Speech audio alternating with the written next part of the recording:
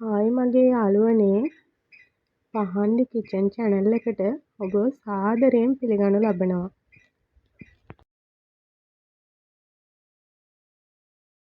අද මං ඔයාලට කියා දෙන්නේ මුරුංග කොළ සම්බෝලයක් හදන හැටි.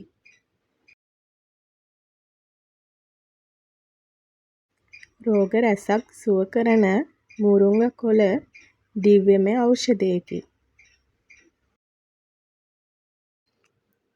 Vitamin E, vitamin C, calcium, protein සහ යකඩ විශාල ප්‍රමාණයක් මුරුංග කොළවල එකතු වෙනවා.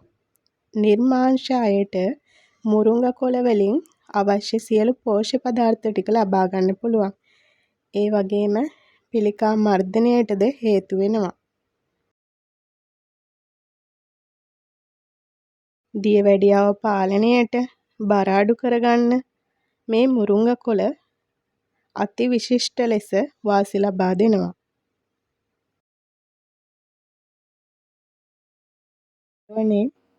මුරුංග කොළ කියන්නේ අපිට නැතුම් බැරි ඖෂධයක්. එහෙනම් මගේ යාළුවනේ අපි මුරුංග කොළ සම්බෝලේ හදන හැටි බලමුද?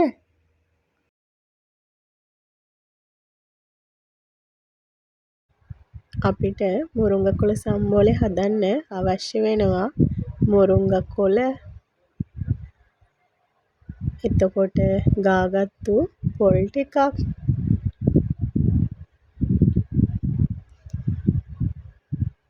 මිරිස් කරල් කිහිපයක්, ලුණු කුඩු, ගම්මිරිස් කුඩු,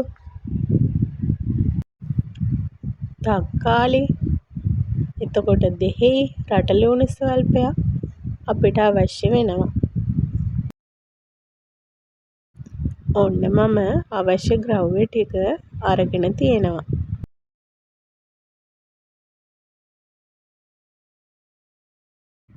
මුරුංග කොළ ටික හීනියට කපාගෙන භාජනයකට දාගන්න.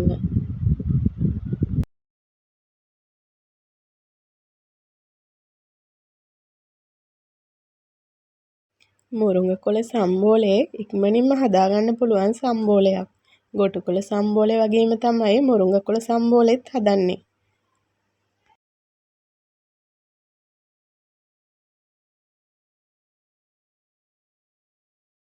මුරුංග කොළ සම්බෝලේ හදන්න ඉතාම පහසුයි.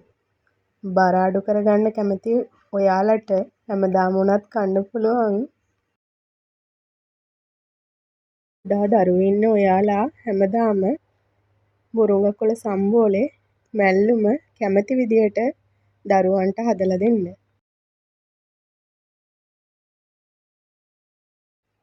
පුංචි දරුවන් වගේම වයස් භේදයකින් තොරව ආහාරයට ගන්න පුළුවන්. එහෙනම් යාළුවනේ අපි බලමුකෝ හදන විදිහ. ඔන්න කපාගත්තු මුරුංග කොළ ටිකට හීනියට කපාගත්තු තක්කාලි, මිරිස් කරල්, ගම්මිරිස් කුඩු ස්වල්පයක්, ලුණු කුඩු ස්වල්පයක්, රටලුණු ස්වල්පයක් එකතු කරගෙන තියෙනවා. ඔයාලත් එකතු කරගන්න.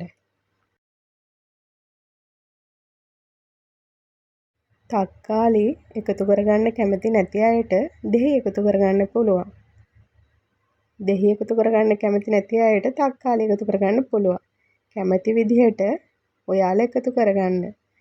කැමති නම් දෙකම වුණත් එකතු කරගන්න පුළුවන්. අවශ්‍ය ප්‍රමාණයට පොල් ටිකක් එකතු කරගන්නකෝ.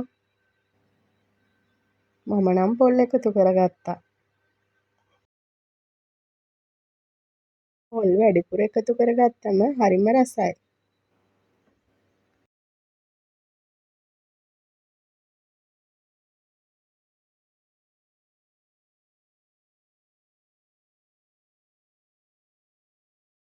දැන් ඉතින් යාළුවනේ හදලා බලන්නකෝ. මම නම් තක්කාලි දෙහි දෙකම එකතු කරගන්නවා. දෙහි බෑයක් දැම්මම හොඳටම ඇති.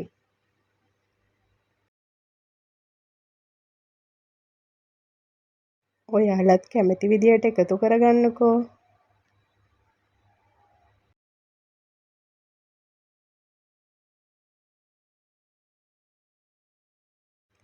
දැන් ඉතින් කොළ සම්බෝලේ හොඳට අනා ගන්නයි තියෙන්නේ. මම නම් හොඳට අනා ගන්නවා.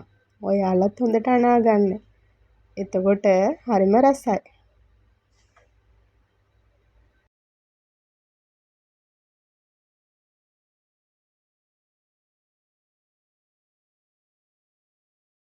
ඔන්න බලන්නකො යාළුවනේ අනාගත්තු සම්බෝලේ රස පාටට තියෙන විදිය.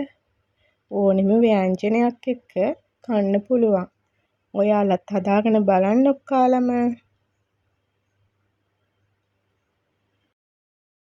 එහෙනම් යාළුවනේ තවත් දවසක එන්න බලාපොරොත්තු වෙන්න. අදට මම ගිහින් එන්නම්. මගේ වීඩියෝ එකට ඔයාලා කැමති නම් සබ්ස්ක්‍රයිබ් කරන්න, ලයික් කරන්න, කමෙන්ට් කරන්න. ඔයාලා හැමෝටම බුදු සරණයි.